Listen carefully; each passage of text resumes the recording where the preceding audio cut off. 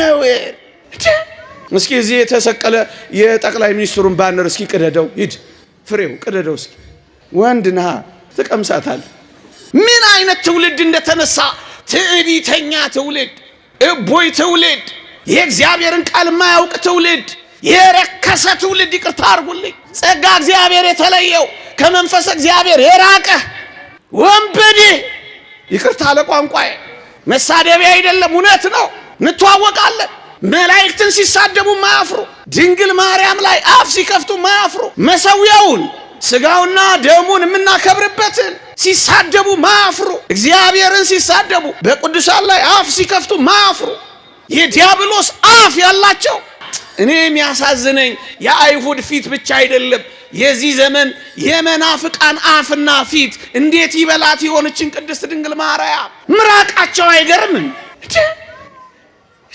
እስኪ ያንተ እናት ፎቶ ላይ እስኪ ምራቅ ልጥፋ ዝም ትለኛለህ ኧረ ነው ምናልባት ታመው ሊሆን እንደሚችል ግን እጠራጥራለሁ መቼም ጤነኛ እንደዚህ ያረጋ አሁን የኔን ፎቶ ትረግጠዋለህ እዛ እኮ በጥንቱ ታሪክ እኮ ንጉሱ እንደዚህ ስዕል ሲያቃልል አንድ አባት አነሳና አሉ የንጉሱን ፎቶ ጣለና ረገጠው አሉ ባለሟሎቹ እንዴት ነው የንጉሱን ፎቶ የምትረግጠው ብለው አነቁት እንግዲያውስ የጌታዬ የኢየሱስ ክርስቶስንም ስዕል ለምን ረገጣችሁት አላቸው የንጉስ እስኪ እርገጠው እስኪ እዚህ የተሰቀለ የጠቅላይ ሚኒስትሩን ባነር እስኪ ቅደደው ሂድ ፍሬው ቅደደው እስኪ ተቀምሳታል ነው አይደለም እውነታው ነው ምድር ላይ እንኳን ምን ማድረግ ይቻላል ይሄንን ልናስቆመው ግን አንችልም ምእመናን ይሄ ይቀጥላል አትደንግጡ አትታወኩ አትበሳጩ ይልቅ ቀኑ እየቀረበ እንደሆነ ወቁ ትንቢታቱ እየተፈጸመ እንደሆነ ተረዱ እግዚአብሔርን ማደሪያውን ይሳደብ ዘንድ አፍ ተሰጠው የሚለው ቃል ታዲያ በዚህ ካልተፈጸመ በምን ሊፈጸምልህ ነው በምን ይፈጸም እንዳይፈጸም ሊከለክለው ይችላል እኔ ማን እንዳይፈጸም ሊከለክሉ ይችላሉ መምህር እሳቸው ማን ናቸው አይቻልም ይልቅ በሃይማኖት ጽና ይልቅ በምግባር ቅና ይልቅ እውነተኛ ነው ያስከው በርታ የስድዋ የምራቁን የትኛው እንዳትደነቁ ከዚህ የበለጠ ነው በክፋት እየባሰ ይሄዳል በክፋት እየባሱ ይሄዳሉ በቃ አትደነቁ እግዚአብሔር ይሄን ስንከላከል እንድንኖር አላደረገን ምንድነው እናስተምር እንማር በሃይማኖት እንጽና ንቅና በቃ አለቀ ከዛ ራሱ ይጠፋል የጠላትን ክንፉን የሚሰብርልን ከእግሮቻችን የሚጥልልን ሚካኤል ስለ ሙሴ ስጋ ሲከራከር ሰይጣንን እግዚአብሔር ይጣላ ያለው ሚካኤል አስፈልገኝም የሚል ትውልድ ተነስቷል አዛዝንም እንኳን ቅዱስ ሚካኤል አንተ ለኔ እንደምታስፈልገኝ አያውቅም እኔ ላንተ እንደማስፈልግ አታውቅም ወገኖቼ እኛ ኦርቶዶክሳውያን ምንረዳበትን አእምሮና ዕውቀት እንግዲህ ተረዱ ምን ይላል አይሁድም አጋንንትም መናፍቃንም አህዛብም ኢየሱስ ክርስቶስ ጎኑን ሲወጉት ሲያዩ እነሱ የሚያውቁት እንዳቆሰሉት እንዳሳመሙት ጎኑን እንደከፈቱት እንደጎዱት ብቻ ነው የሚያውቁት እኛስ ኦርቶዶክሳውያን የኢየሱስ ጎን በጦር ሲወጋ ምንድነው ያወቅነው ምንድነው የተረዳነው ካላችሁኝ የሱ ጎን ሲወጋና ጎኑ ሲከፈት የገነት በር እንደተከፈተ እናውቃለን ይላል ቅዱስ ኤፍሬም በቁስሎቹ ውስጥ የመግባት ጸጋ ነው ያገኘነው ይላል ቅዱስ ኤፍሬም እኛ ምንረዳው እንደዚህ ነው ወገኖቼ አይሁድ አህዛብን መናፍቃንን ኢየሱስ ክርስቶስ የመጨረሻውን እስትንፋስ መስቀል ላይ ሲተነፍስ ያዩት ያበቃ የሞተ ነበር የመሰላቸው እኛ ኦርቶዶክሳውያን ምን እንረዳለን በዚህ ውስጥ ካላችሁኝ መስቀል ላይ ስለኔና ስለናንተ ፍቅር የመጀመሪያውን የህይወት እስትንፋስ እንደገና እንደ አዲስ መጀመራችንን እናውቃለን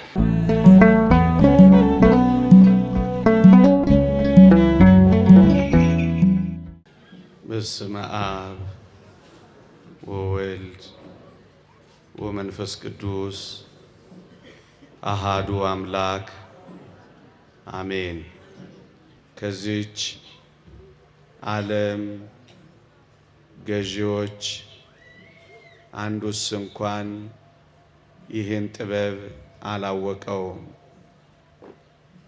አውቀውትስ ቢሆን የክብርን ጌታ ባልሰቀሉትም ነበር የሐዋርያው የቅዱስ ጳውሎስ መልእክት ወደ ቆሮንቶስ ሰዎች አንደኛ ቆሮንቶስ ምዕራፍ 2 ቁጥር 8 አውቀውትስ ቢሆን የክብርን ጌታ ባልሰቀሉትም ነበር። የትምህርታችን ርዕስ ነው። ጥቂት ቁም ነገሮችን እንድናገኝ ከመስቀሉ ጋር በተያያዘ ይህንን ርዕስ መርጫዋለሁ። ቅዱስ አግናጤዎስ ምጥው ለአንበሳ ተሰጥቶ በሰማዕትነት ያረፈ አባታችን እንዲህ ብሏል። እግዚአብሔር ሶስት ነገሮችን ሶስት ሁነቶችን በዝምታ ፈጽሟቸዋል ይላል። እደግመዋለሁ። ሶስት ሁነቶችን በዝምታ በስውር ፈጽሟቸዋል ይላል። አንደኛው የእመቤታችን የቅድስት ድንግል ማርያም ዘላለማዊ ድንግልና ነው። እናት ስትሆን ድንግል፣ ድንግል ስትሆን እናት፣ ይሄንን እግዚአብሔር በዝምታ በስውር ፈጽሞታል ይላል። ሁለተኛው የጽንሱ ነገር ነው። እመቤታችን ቅድስት ድንግል ማርያም ጌታችንን ስትጸንስ አጋንንትም አይሁድም አላወቁም። በዝምታ በስውር ፈጽሞታል የመጸነሱን ነገር። ሶስተኛ የሞቱን ነገር ነው። አጋንንት የሞተው ተራ ፍጡር መስሏቸው ነበር። በዝምታ የፈጸመው አንዱ ሞቱን ነው። ለምንድን ነው ግን እግዚአብሔር በዝምታ በስውር እነዚህን ነገሮች መፈጸም የፈለገው? ልብ በሉ። አውቀውትስ ቢሆን የክብርን ጌታ ባልሰቀሉትም ነበር። እግዚአብሔር በዝምታ በስውር የእመቤታችንን ድንግልና የጽንሱን ነገር የሞቱን ነገር በዝምታ ፈጽሞታል ብያችኋለሁ። ለምንድን ነው ግን ይህን ያደረገው እግዚአብሔር? የተወደዳችሁ ኦርቶዶክሳውያን እነዚህን ጥቂት ነጥቦች ፈጠን ፈጠን ብዬ እጠቅስላችኋለሁ። አጋንንትም አይሁድም የተጸነሰው ጌታችን መድኃኒታችን ኢየሱስ ክርስቶስ የባህሪ አምላክ መሆኑን ቢያውቁ ኖሮ እስከ 33 ዓመት አይጠብቁትም ነበር። ወዲያው አፋጥነው አቻኩለው ቅድስት ድንግል ማርያምን ይወግሯትና የኔና የናንተ መዳን ይቀር ነበረ። አንደኛ ለምንድን ነው በዝምታ በስውር መፈጸም የፈለገው ካላችሁኝ፣ ድህነታችን እንዳይቀር ነበር ወገኖቼ። የተወደደች ቅድስት ድንግል ማርያም ጌታችንን እንደጸነሰች የባህሪ አምላክ እንደተጸነሰ አጋንንትም አይሁድም ቢያውቁ ኖሮ ድንግል ማርያምን ወግረው ይገሏት ነበር። ለዚህ ነው የኔና የናንተ ማዳን እንዳይቀር፣ የኔና የናንተ ወደ ሕይወት መመለስ እንዳይዘገይ እግዚአብሔር በዝምታ በስውር ፈጽሞታል። አንደኛ። ሁለተኛ ክርስቶስ ያለ ዘር እንደተጸነሰ በድንግልና እንደተወለደ አጋንንት ቢያውቁ ኖሮ ከክርስቶስ ጋር ከመዋጋት ይሸሹ ነበር። ወገኖቼ እደግመዋለሁ። በእውነት የባህሪ አምላክ ያለ ዘር እንደተጸነሰ በድንግልና እንደተወለደ አጋንንት የዚች ዓለም ገዢዎች የተባሉ አጋንንት ገዢዎች የተባሉ አይሁድ ቢያውቁ ኖሮ ምን ያረጉ ነበር ካላችሁኝ፣ በተለይ አጋንንት ከክርስቶስ ጋር ከመዋጋት ይሸሹ ነበር። ወገኖቼ አንድ ነጥብ ላስታውሳችሁ። ክርስቶስ ከዘረጋ ሳያጥፍ ከቆመ ሳይቀመጥ በቆሮንጦስ በረሃ ሲጾም ባየው ጊዜ ይሄማ አምላክ ነው ብሎ መጠራጠር ጀምሮ ነበር። በተለይ ታስታውሱ ከሆነ በዮርዳኖስ ክርስቶስ ሲጠመቅ የምወደው ልጄ ይህ ነው የሚል ድምፅ ሲሰማ ይህማ የእግዚአብሔር ልጅ ነው ብሎ ተጠራጥሮ ነበር። ከዚያ ምን አደረገ? ፈተና መፈተን ጀመረ። አታስታውሱ? የእግዚአብሔር ልጅማ ከሆንክ ይህንን ድንጋይ ዳቦ አድርግ እያለ መፈተን ጀመረ። አያችሁ፣ ሲሰማ ተጠራጠረ። ይህንን ጥርጣሬውን ነው ክርስቶስ ያራቀው። ለምን? ከመዋጋት እንዳይሸሽ ነዋ።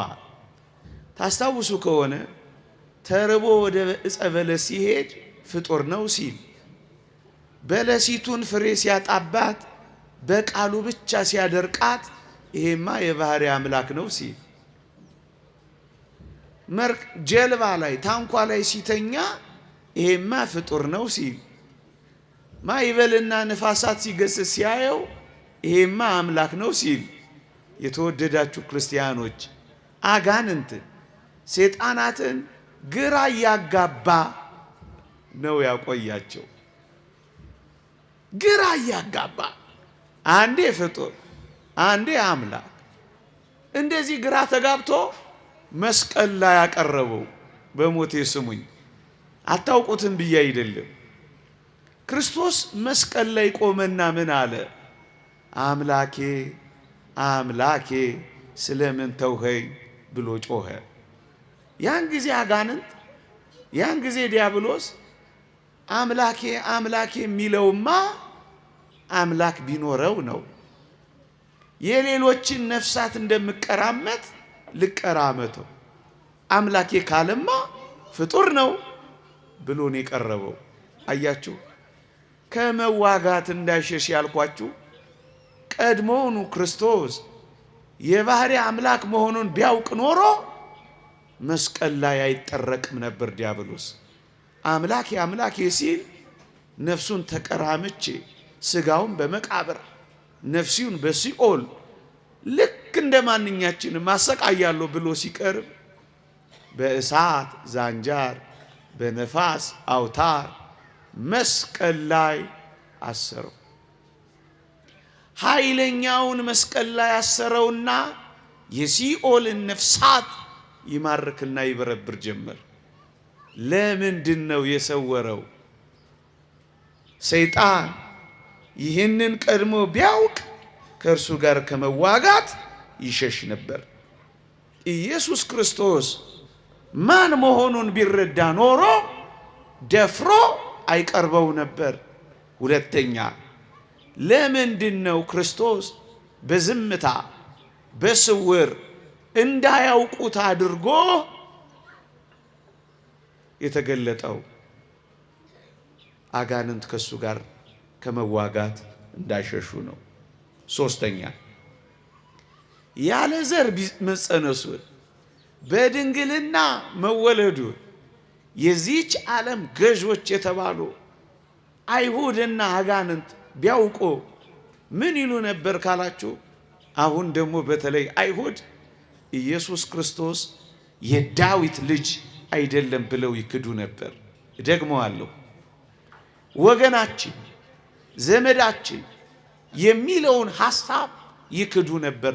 ምክንያቱም ያለ ዘር ተጸንሷል፣ በዘላለማዊ ድንግልና ተወልዷል። ኢየሱስ ክርስቶስ ሰው አይደለም፣ ምትሃት ነው። እንደውም የዳዊት ልጅ አይደለም። የዳዊት ልጅ ሲል አግኝተነው ሰቀል ነው ብለው ምክንያት ይሰጡ ነበር።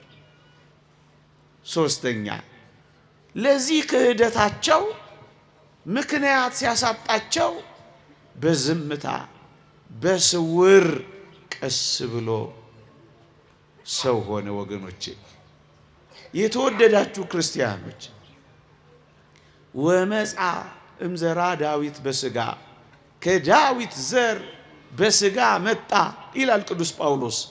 ሰው ሆኖ የተገለጠው ከዳዊት ዘር ነው። የዳዊት ልጅ የአብርሃም ልጅ የኢየሱስ ክርስቶስ ትውልድ መጽሐፍ ይላል መጽሐፍ ቅዱሳችን። ይህንን የዳዊት ልጅ መሆኑ ከዳዊት ወገን መወለዱ ይክዱ ነበር። ወገኖቼ ለክህደታቸው ለመስቀላቸው ምክንያት ያገኙ ነበር።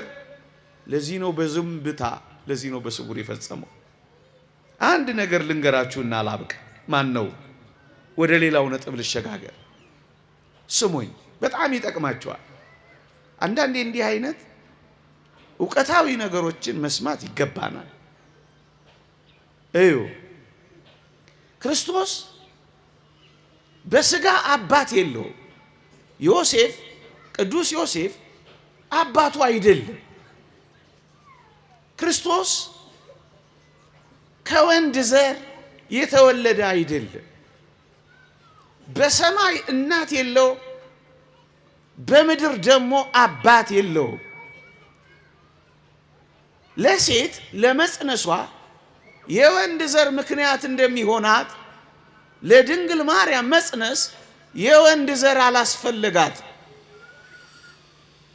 እና እንዴት ሆነ ካላችሁኝ ከመንፈስ ቅዱስ ጸንሳ ተገኘች ይላል ማቴዎስ ወንጌል ምዕራፍ 1 ቁጥር 18። ታዲያ ከወንድ ዘር ካልተወለደ የእመቤታችን የዘር ሐረግም በመጽሐፍ ቅዱስ ላይ ካልተጠቀሰ የዘር ሐረጓ በአይሁድ ልማድ የሴቶች የዘር ሐረግ አይዘረዘርም። መጽሐፍ ቅዱስ ላይ ካልተጠቀሰ ክርስቶስ ከዳዊት ወገን መሆኑ በምን ተረጋገጠ የሚል ጥያቄ ሊነሳ ይችላል። ስሙኝ፣ ጥያቄውን ልድገምላችሁ። የድንግል ማርያም የዘር ሐረግ ከዳዊት ወገን መሆኗ አልተዘረዘረም። ቅዱስ ዮሴፍ ደግሞ በስጋ አባቱ አይደለም። ታዲያ ጌታችን ከዳዊት ወገን መሆኑ በምን ታወቀ ካላችሁኝ አንድ ቃል መጽሐፍ ቅዱስ ይጠቁመናል። እንዲህ ይላል፣ ከዳዊት ወገን ለሆነው ዮሴፍ ለሚባል ሰው ወደ ታጨች ወደ አንዲት ድንግል ይላል። ቅዱስ ገብርኤል ሊያበስራት ወዴት እንደሄደ ሲነግረን ከዳዊት ወገን ለሆነው ዮሴፍ ለሚባል ሰው ወደ ታጨች ወደ አንዲት ድንግል ይላል። ዮሴፍ ከዳዊት ወገን መሆኑ ተጠቅሷል። ታዲያ ዮሴፍ ነው እንጂ ከዳዊት ወገን መሆኑ የተጠቀሰው። የድንግል ማርያም ከዳዊት ወገን መሆን እኮ አልተጠቀሰም። ሁለተኛው ጥያቄ ነው። ይሄንን የሚመልሰው የአይሁድ ባህል ነው። እሱ ምንድን ነው? በኦሪቱ በአይሁድ ባህል መተጫጨት ከአንድ ነገድና ከአንድ ወገን ነው። ደግሞ አለው የሚተጫጩት ከአንድ ወገንና ከአንድ ነገድ ነው። ያ ማለት ቅዱስ ዮሴፍ ከዳዊት ወገን ከሆነ ቅድስት ድንግል ማርያም ከዳዊት ወገን መሆኗ የታወቀ ነው። ምክንያቱ በኦሪቱ የሚተጫጩት ከአንድ ነገድ ከአንድ ወገን ስለነበረ ነው።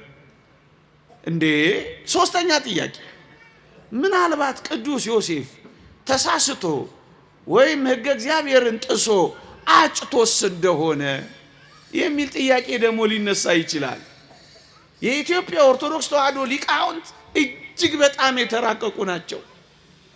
ምን ብሎ ይመልሳል ሊቁ ዮሐንስ አፈወርቅ? እንዲህ ይላል፣ ቅዱስ ዮሴፍ እንኳን እንዲህ ያለ ከበድ ያለ ስህተት ሊሳሳት ቀርቶ ይላል አንድ አስደናቂ ቃል ያነሳል። ምን ይላል? ከሱ እንዳልጸነሰች ድንግል ማርያም እያወቀ ሊያስወግራት ሊያስገድላት አልፈለገም ይላል።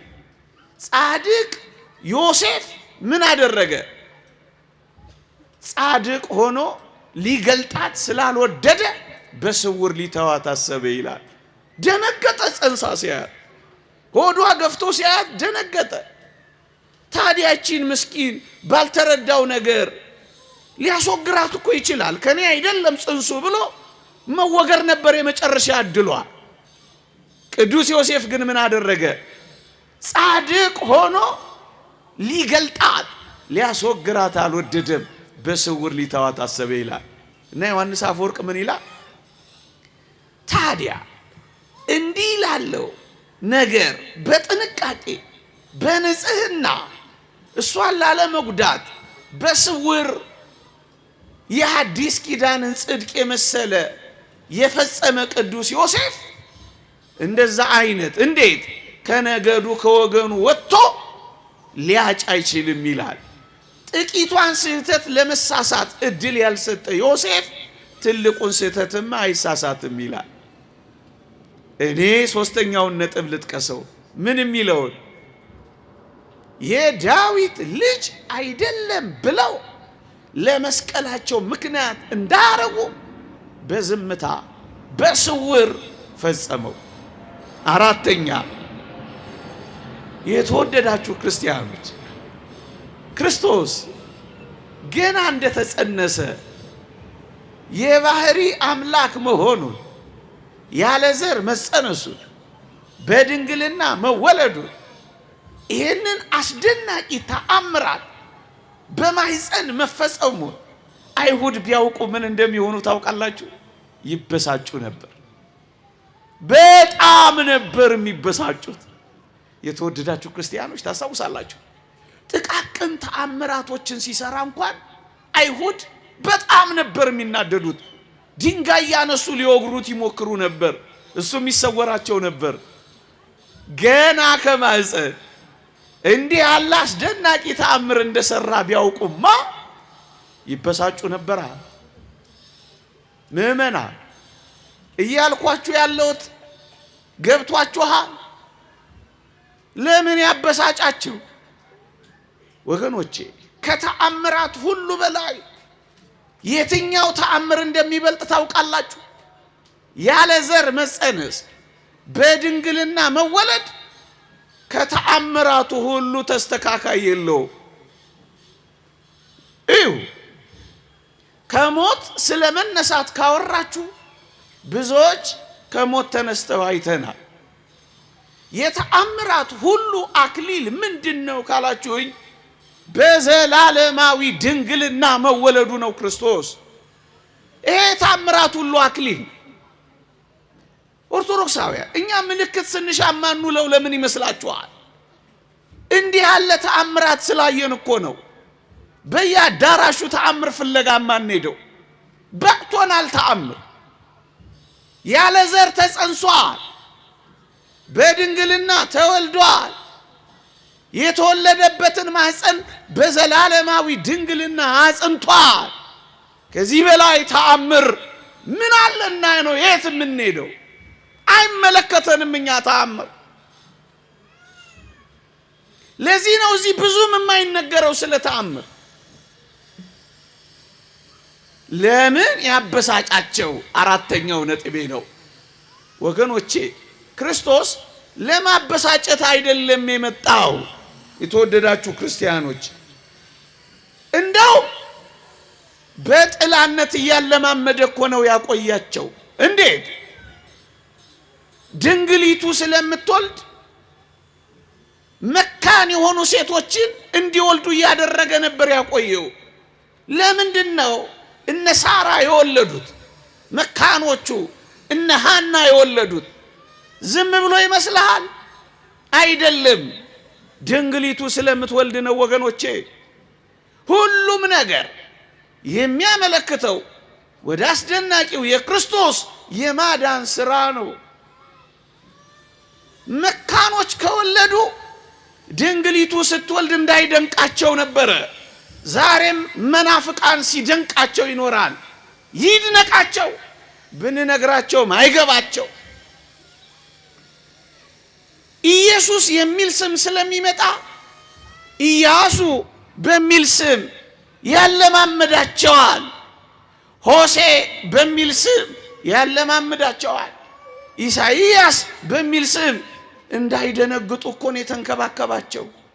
ወገኖቼ ማበሳጨት አይፈልግም እግዚአብሔር። ቁጣቸውን፣ ንዴታቸውን ማብረድ እንጂ ማጋጋል አይፈልግም። ለዚህ እኮ ነው ታስታውሱ ከሆነ ያንን አይነ ስውር ዮሐንስ 9 ላይ ፈውሶ በማከላቸው ጎምለል ጎምለል ያለ አይምሰላችሁ። በጣም ይደንቃል ጌታችን። እደግመዋለሁ፣ ፈወሰውና ፈቀቅ አለ፣ ተሰወረ። ለምን? ብስጭት ሲያዩት እንዳይበሳጩ። እኛ እኮ ማበሳጨት ነው ስራችን። ቆይ ነገሌላ እናዳቸው፣ ቆይ ነገሌላ አበሳጫቸው፣ ቆይ ነገሌላ አቃጥላቸው፣ ቆይ ስኬቴን አሳይቼ እነገሌላ አሳፍራቸው። አቤት አቤት አቤት! ክርስቶስ እንዲህ ያለ ድንቅ ሥራ እየሰራ ስውር ነው የሚለው። መታየት እንኳን አይፈልግም ወገኖቼ፣ መደነቅ አይፈልግም፣ ማበሳጨትም አይፈልግም። ክርስትና ሰዎችን አያበሳጭ፣ እልክ አያስይዝም። ይሄ አንዳንዴ በዓላት ላይ ያለው ሽሚያችን አንዳንዴ ማበሳጨት። ኢትዮጵያ ውስጥ ይሄ መበሻሸቅ ነው የሚባለው፣ እንደዛ ይመስላል። ምን አገባን እኛ? የሚያወሩ ያውሩ። እኛ እንዲህ አይነት ስራ የለንም። እኛ እውነተኛውን ትምህርት እናስተማራል። ካመነ ያምናል፣ ከመጣ ይመጣል፣ ከዳነ ይድናል። ማበሳጨትም ማናደድም የክርስቶስ ልጆች ስራ አይደለም።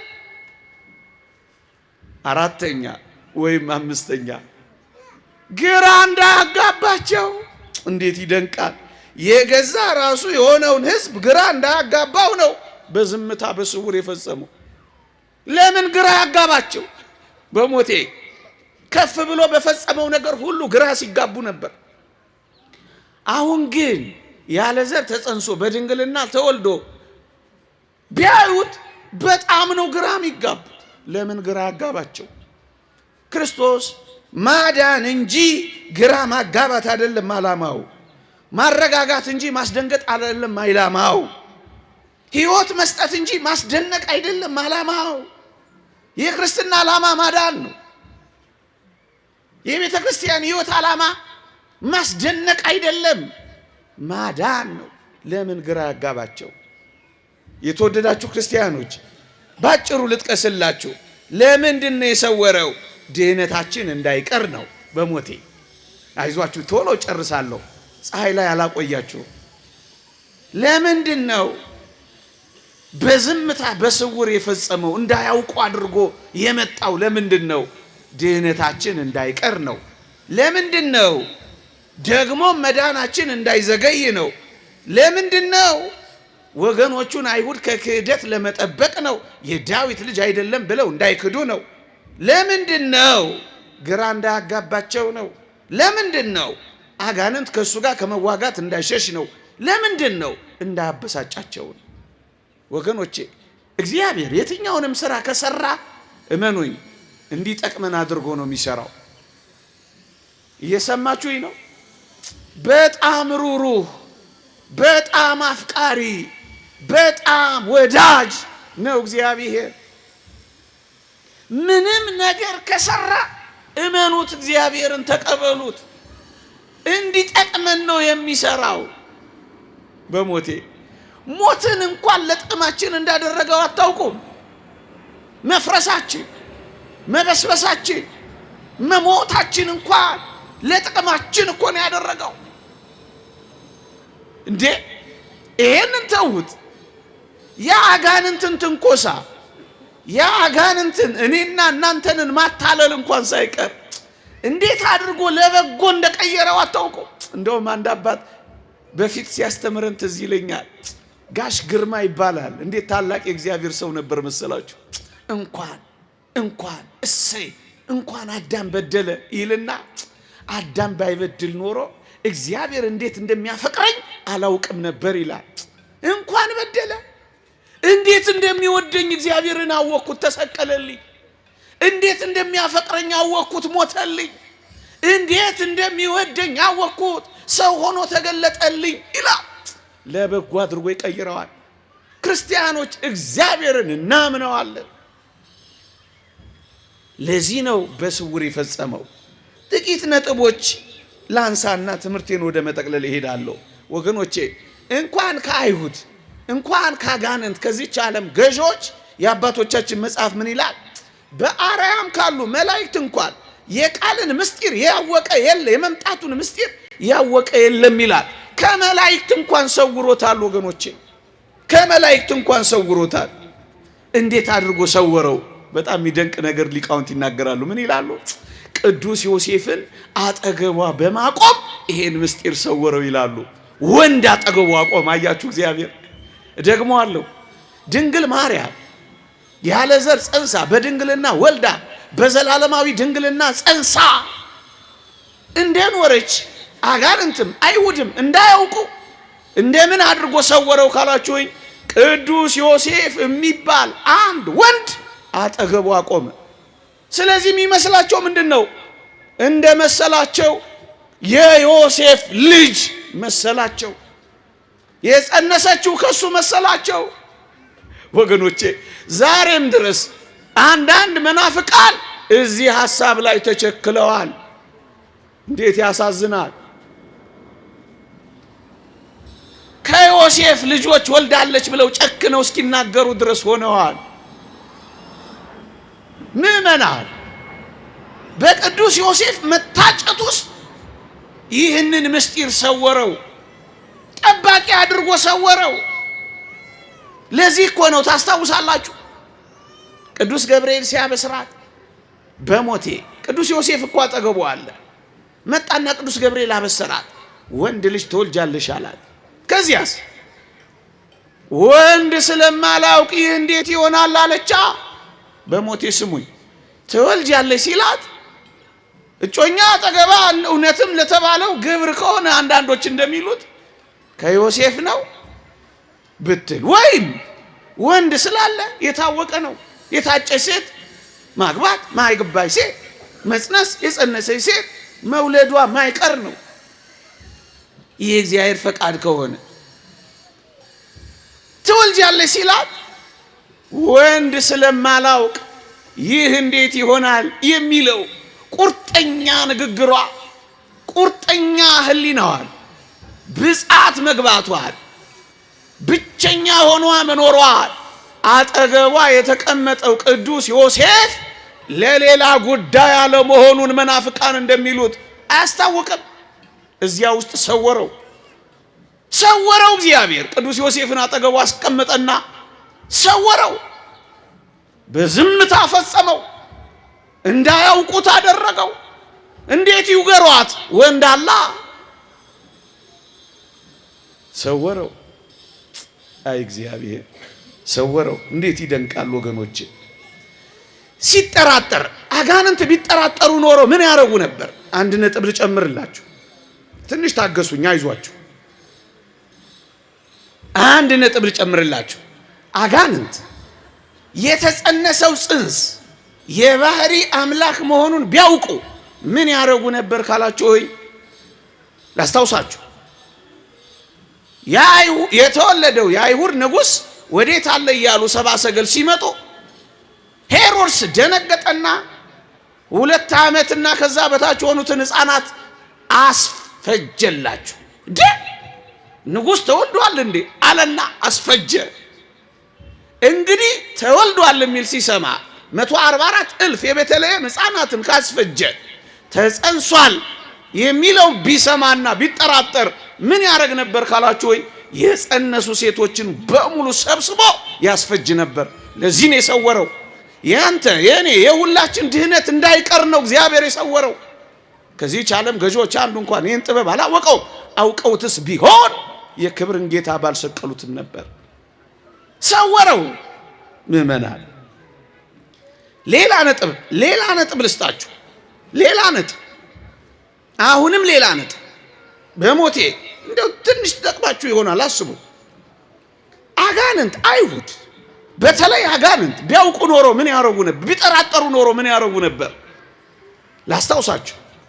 በዚህ በትንቢተ ዳንኤል ምዕራፍ 10 ላይ ነቢዩ ዳንኤል ክርስቶስ ሰው ስለመሆኑ ራእዩን ሊገልጽለት ቅዱስ ገብርኤል ለነቢዩ ለዳንኤል ራእይ ሊገልጽለት ወደ ነቢዩ ዳንኤል ሄደ ይላል።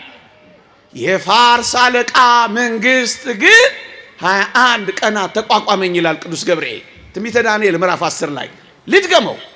የፋርስ አለቃ መንግስት ግን 21 ቀናት ተቋቋመኝ ይላል። በሞቴ ራእዩን ሊገልጽለት ሲሄድ ተጠራጥሮ የፋርስ አለቃ መንግስት ግን የሚለውን ሊቃውንት አጋንንትና ሰራዊት አጋንንት ቅዱስ ገብርኤልን ይዋጉት ጀመር። ለምን? ራእዩን እንደሚገልጽለት ተጠራጥረው እና ምን ይላል? 21 ቀናት አዘገዩኝ ይላል። ደግሞ አለው 21 ቀናት አዘገየኝ ይላል። እየታገለ እየተዋጋ አትነግርም እያለ ትግል ገጠማ ዲያብሎስ 21 ቀናት አዘገየኝ ይላል። በሞቴ ለራእዩ አጋንንት እንዲህ ከታገሉ ያለ ዘር መጸነሱን ራእዩ መፈጸሙን በድንግልና መወለዱን ቢያውቁ ኖሮ እንዴት ይታገሉ እንደነበር አስቡት። ያዘገዩት ነበር ድህነታችን። ለዚህ ነው እግዚአብሔር በዝምታ በጸጥታ የፈጸመው። እዚህ ጋር ግን አንድ ነገር ሰንቀር አድርጌ ልለፍ። የፋርስ አለቃ መንግስት ግን 21 ቀናት ተቋቋመኝ ይላል። ከዛ ይቀጥልና ምን ይላል መሰላችሁ? ቅዱስ ገብርኤል ካለቃችሁ ከሚካኤል በቀር የሚያጸናኝ የለም ይላል። ቅዱስ ሚካኤል መጣለት ለቅዱስ ገብርኤል። ከዛስ አጋንንት ሰራዊት አጋንንትን አዋረደ። ቅዱስ ገብርኤል ራእዩን ለመንገር ወደ ዳንኤል በረረ። ቅዱስ ሚካኤልስ ተዋጋቸው፣ አዋረዳቸው። ወገኖቼ እኔ እዚህ ጋር መናገር የምፈልገው ነጥብ ምን መሰላችሁ? እንኳን ለኔና ለናንተ ለደካሞቹ ለመልአከ ብስራት ለቅዱስ ገብርኤል እንኳን ሳይቀር ቅዱስ ሚካኤል አስፈልጎታል። መልአክ አስፈልገው። መልአክ አያስፈልገኝም ልትል የምትችል አንተ ማን ነው የምትሆን? ቅዱስ ገብርኤል እንኳን ይሄንን ካለ እንዴ ካለቃችሁ ከሚካኤል በቀር የሚያጸናኝ የለም ካለ አንተ ማን ሆነ ነው ሚካኤል ምንድነው የምትለው? መልአክ አያስፈልገኝም ለማለት ትደፍራለህን? ይሄን ትዕቢት አትተውምን? ይሄን ድፍረት አትተውምን? ሰዎች ሁሉ ሊድኑና እውነትን ወደ ማወቅ ሊደርሱ በሚወድ በእግዚአብሔር ዘንድ ደስ የሚያሰኝ ጸሎትና ልመና ምልጃቸው አያስፈልገኝም ትላለህን? በመጨረሻው ዘመን ስለ ሕዝብ ልጆች የሚቆመው ታላቁ አለቃ ሚካኤል ሲመጣ አታስፈልገኝም ትለዋለህን? በለው። አንተ አታፍርም ትለዋለህ? እኔ በቃለሁ ሚካኤል ልትለው እኮ ትደፍራለህ። አታፍርም? ሁሉ ይድኑ ዘንድ ለማገዝ የሚላኩ መናፍስት አገልጋዮች አይደሉምን ይላል ስለ መላእክት ሲናገር ዕብራውያን ምዕራፍ 1 ቁጥር 14 ሁሉ መዳንን ይወርሱ ዘንድ ለማገዝ የሚላኩ መናፍስት አገልጋዮች አይደሉምን ይላል። መዳንህን እንድትወርስ ለማገዝ ሲመጣ አልፈልግም በለው። እስኪ እመኑኝ፣ እንደዚህ እኮ ነው እያሉ ያሉት። ስለ ሕዝብ ልጆች የሚቆመው ታላቁ አለቃ ሚካኤል ይነሳል። አጋንንትን የሚያሳፍርልን ሚካኤል፣ ከዲያብሎስ ጋር የሚዋጋልን ሚካኤል፣ የጠላትን ክንፉን የሚሰብርልን ከእግሮቻችን የሚጥልልን ሚካኤል፣ ስለ ሙሴ ሥጋ ሲከራከር ሰይጣንን እግዚአብሔር ይጣላህ ያለው ሚካኤል አያስፈልገኝም የሚል ትውልድ ተነስቷል። አያሳዝንም? እንኳን ቅዱስ ሚካኤል አንተ ለኔ እንደምታስፈልገኝ አያውቅም። እኔ ለአንተ እንደማስፈልግ አታውቅም። ምን አይነት ትውልድ እንደተነሳ! ትዕቢተኛ ትውልድ፣ እቦይ ትውልድ፣ የእግዚአብሔርን ቃል የማያውቅ ትውልድ፣ የረከሰ ትውልድ። ይቅርታ አድርጉልኝ። ጸጋ እግዚአብሔር የተለየው ከመንፈስ እግዚአብሔር የራቀ ወንበዴ፣ ይቅርታ ለቋንቋዬ መሳደቢያ አይደለም፣ እውነት ነው። እንተዋወቃለን። መላእክትን ሲሳደቡ ማያፍሩ፣ ድንግል ማርያም ላይ አፍ ሲከፍቱ ማያፍሩ፣ መሰዊያውን ስጋውና ደሙን የምናከብርበትን ሲሳደቡ ማያፍሩ፣ እግዚአብሔርን ሲሳደቡ በቅዱሳን ላይ አፍ ሲከፍቱ ማያፍሩ፣ የዲያብሎስ አፍ ያላቸው ምን ማድረግ ይቻላል? ይህንን ልናስቆመው ግን አንችልም። ምእመናን፣ ይሄ ይቀጥላል። አትደንግጡ፣ አትታወኩ፣ አትበሳጩ። ይልቅ ቀኑ እየቀረበ እንደሆነ ወቁ። ትንቢታቱ እየተፈጸመ እንደሆኑ ተረዱ። እግዚአብሔርን ማደሪያውን ይሳደብ ዘንድ አፍ ተሰጠው የሚለው ቃል ታዲያ በዚህ ካልተፈጸመ በምን ሊፈጸምልህ ነው? በምን ይፈጸም? እንዳይፈጸም ልከለክለው እችላለሁ? እኔ ማን ነኝ? እንዳይፈጸም ሊከለክሉ ይችላሉ መምህር? እሳቸው ማን ናቸው? አይቻልም። ይልቅ በሃይማኖት ጽና፣ ይልቅ በምግባር ቅና፣ ይልቅ እውነተኛ ነው ያስከው፣ በርታ። የሚቃወሙ አጋንንትን ባለማወቅ ሰወራቸው ይላሉ አባቶቻችን። ሰውሯቸዋል። መላእክትንም ሰወራቸው፣ በዝምታ ፈጸሙ። ታዲያ እንዲህ ከሆነ ካልቀረ አንድ ነገር ጠቅሼ ትምህርቴን በጥቂት ነጥቦች እጠቀልላለሁ። አይዟችሁ፣ ይቅርታ አድርጉልኝ። መቼ በዚህ ማለዳ ፀሐይ ላይ ያሰነበትኳችሁ። እየሰማችሁኝ ነው? ግን እየሰማችሁኝ ነው? አይዟችሁ። እዚህ ፀሐይ ተደብድበንም ከሆነልን እሰየው፣ እግዚአብሔር ይቁጠርልን። እሳት ውስጥ የገቡ ሰማዕታት ያመኗት ሃይማኖት ናት። አይዟችሁ፣ ይሄንን እግዚአብሔር ይቁጠርልን፣ እንደ ደጅ ጥናት አድርጎ ይቁጠርልን። የእናንተን ጉልበታችሁ ወገባችሁ እየተንቀጠቀጠ ጉልበታችሁ እየደነዘዘ እዚህ የተቀመጣችሁትን ብዙ ቁም ነገር አታድርጉት። አቆማችሁን ይህ እግዚአብሔር ቃል ነው። ይህ ያድሳል። እኔና እናንተ ባይገባን እንኳን ይባርከናል፣ በእውነት ይባርከናል። አጋንንት በዚህ ውስጥ መኖር አይችሉም። ያነጻናል የእግዚአብሔር ቃል። ባትሰሙት እንኳን ባትረዱት እንኳን ግድ የላችሁም። ጥቂት ታገሳችሁ መስማት ጥሩ ነው በጣም። የእግዚአብሔር ቃል አጥንትንና ጅልማትን እስኪቆርጥ ድረስ ኃይል አለው፣ ያስተካክለናል ወገኖቼ። ታዲያ ከሰወረ ካልቀረ እችን ሳልናገር መሄድ ስለሌለብኝ ነው። ታዲያ በዝምታ በስውር መፈጸሙ ካልቀረ ለምን ቅዱስ ገብርኤል እንዲያበስራት ፈለገ? ለምን ቅዱስ ገብርኤል እንዲያበስር ተላከ?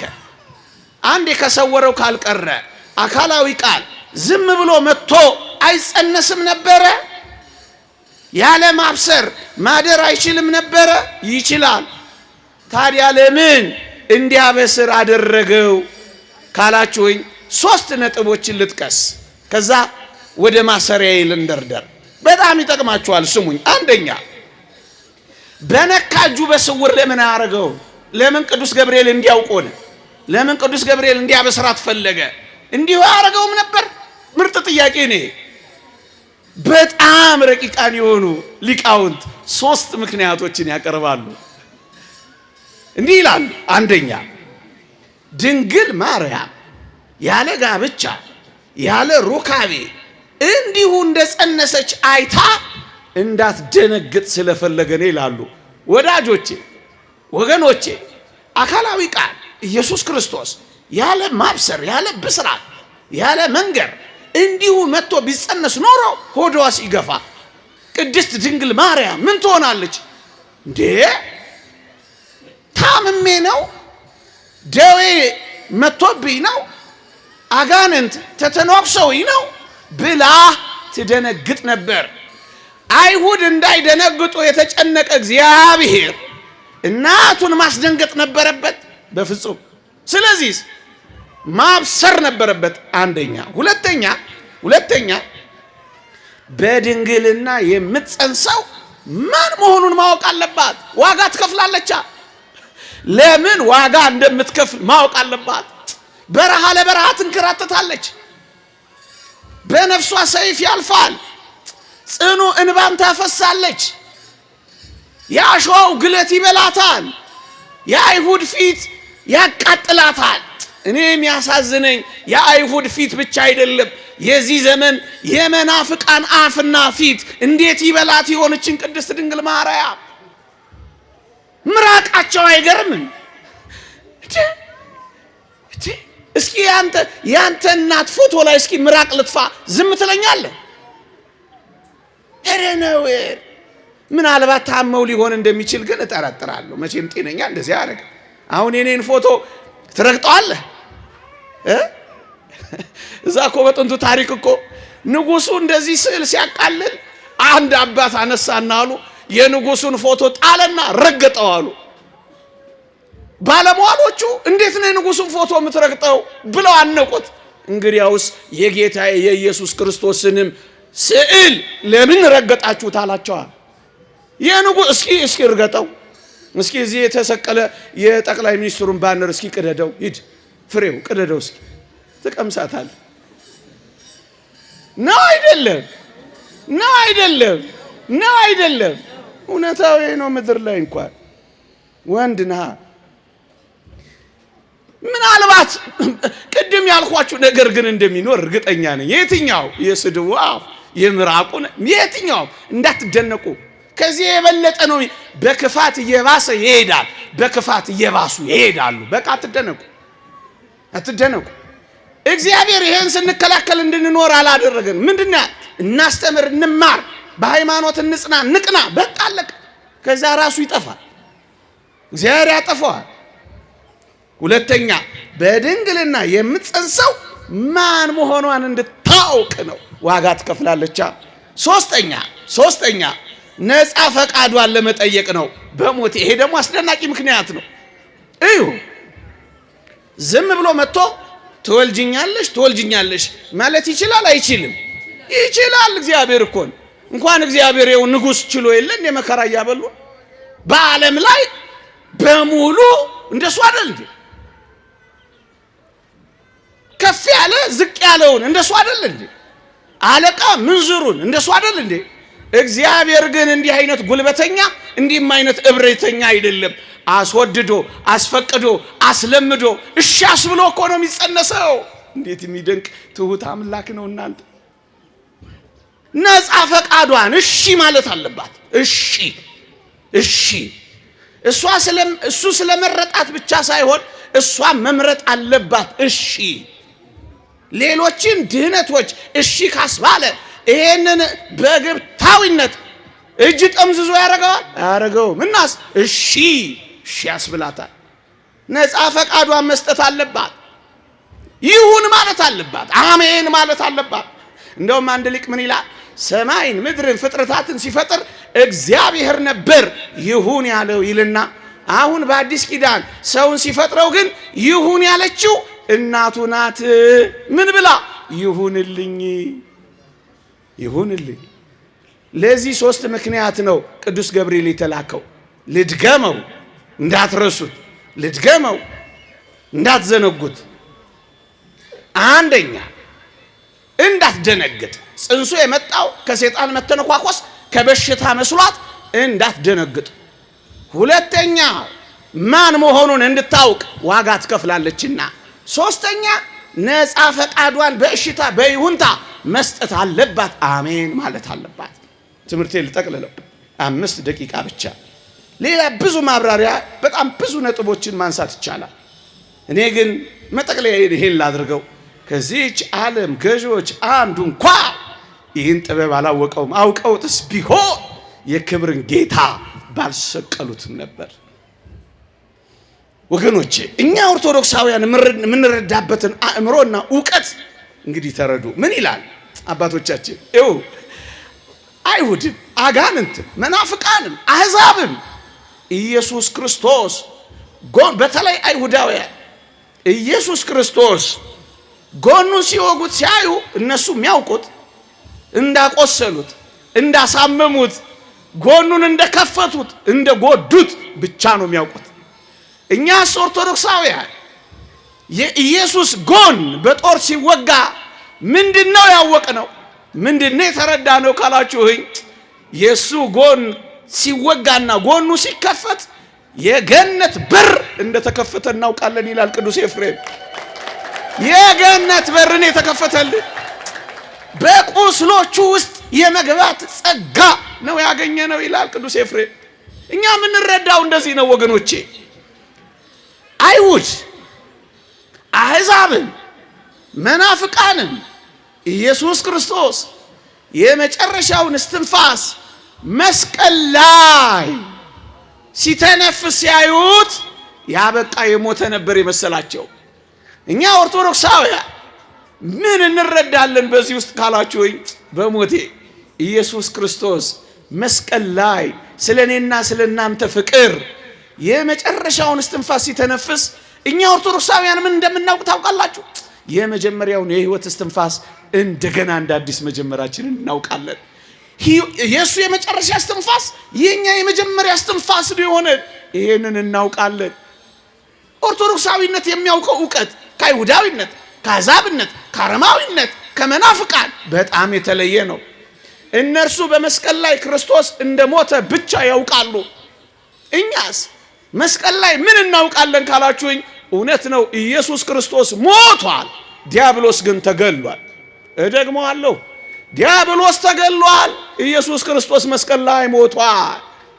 ለዚህ እኮ ነው አንዳንዶች አባቴ የተገደለበት መስቀል እንደዚህ አይደለም። ዲያብሎስን በመስቀል ላይ ጠርቆ ነው ያስወገደው። ዲያብሎስን የመግደያ መሳሪያ ነው የሆነው መስቀል።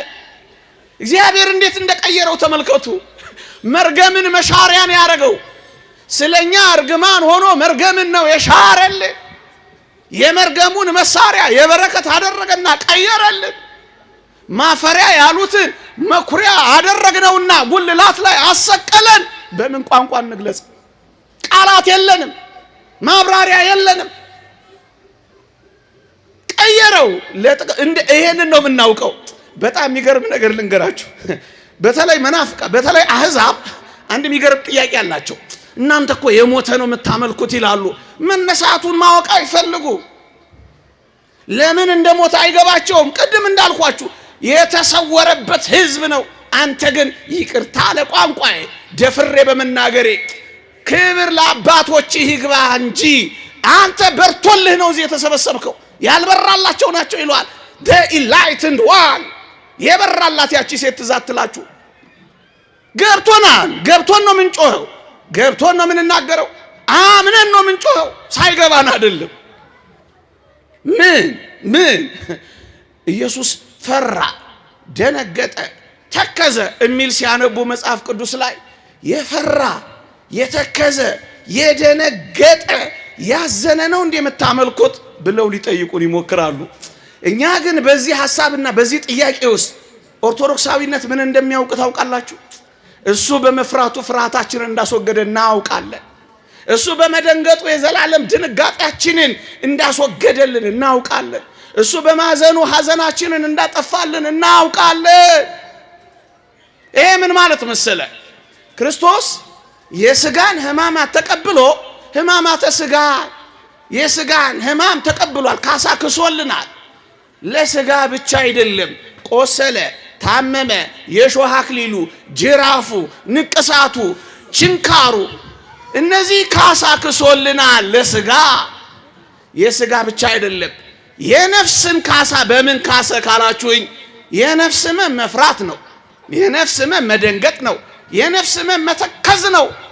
የነፍስን ካሳ ክሷል። አዎ እንዴት ሆኖ? ታመማ፣ ማን ነው ደግ አዘና፣ ፈራ፣ ደነገጣ፣ ተከዛ። ይህንን አሕዛብ አይረዱትም።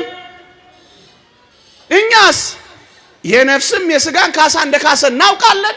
ፍርሃታችንን እንዳራቀ እንረዳለን። ርሁቅ አንተም ርሁቃን በስዋሬከ በመሰወርህ ከራቁት የራቅ ነው ይላል ሊቁ። በመሰወሩ ከራቁት የራቀ ነው እግዚአብሔር። ወታለጽቆሙ ለርሁቃን በምህረትከ በምህረትህ ግን የራቁትን ታቀርባለህ ይላል ሊቁ።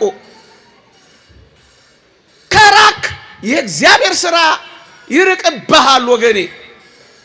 አይሁድ በተለይ አይሁድ ሊቀ ካህኑ ልብሱን ሲቀድ እንደተቆጣ፣ እንደተበሳጨ፣ እንደተናደደ ነበር የሚገልጠው። ወገኖቼ ልብ በሉ። የኦሪቱ ሊቀ ካህናት ልብሱን ሲቀድ በክርስቶስ ላይ መበሳጨቱን ነው የሚገልጥ የነበረው። እኛ ግን ክርስቶስ ልብሱን እንዳልቀደደ ስናይ ያኛው ልብሱን በመቅደዱ ክህነቱ እንዳለፈች እንደተሻረች፣ ይሄኛው ግን ልብሱን ባለመቅደዱ ምክንያት ክርስቶስ ባለመቀደዱ ምክንያት ክህነቱ እንዳላለፈች እንረዳለን። ክህነቱ እንዳልተሻረች እንረዳለን። ባጭሩ እኛ አውቀነዋል። ክርስቶስ የእግዚአብሔር ልጅ የባህሪ አምላክ መሆኑን ተረድተነዋል። ከዚህች ዓለም ገዢዎች አይሁድ፣ መናፍቃን፣ አጋንንት ይህን ጥበብ አላወቁትም። ይቆየን። ብዙ እንዳላቆያችሁ የእግዚአብሔር ቸርነት፣ የእመቤታችን አማላጅነት፣ የቅዱሳን በረከት ረድኤት ከሁላችንም ጋር ይሁን። በዚህ ዕውቀትና በዚህ ሃይማኖት ያጽናን። አሜን።